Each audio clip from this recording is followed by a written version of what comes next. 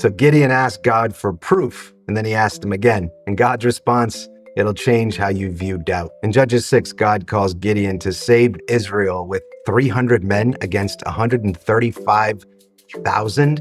And Gideon says, show me a sign. He puts out a fleece, sheep's wool, and he asks God, he says, make this fleece wet and make the ground dry. And God does it. And then Gideon says, please don't get angry, but can you do it again? But backwards, dry fleece, wet ground. I can completely see myself in this situation, right? Faced with this impossible obstacle. So you ask God, hey, give me a sign if you've really got my back. He gives you the exact sign you're looking for, and just being too stubborn to get it and being like, all right, can I get one more sign then? I can just feel being in that experience. And here's where my real gut punch for this whole thing comes from. The text never records God getting angry. It just says, quote, God did so that night, end quote, Judges 6, verse 40. No rebuke, no frustration, just another miracle. Because God knew what Gideon was facing. He knew the odds, the fear, the responsibility of leading men into a battle where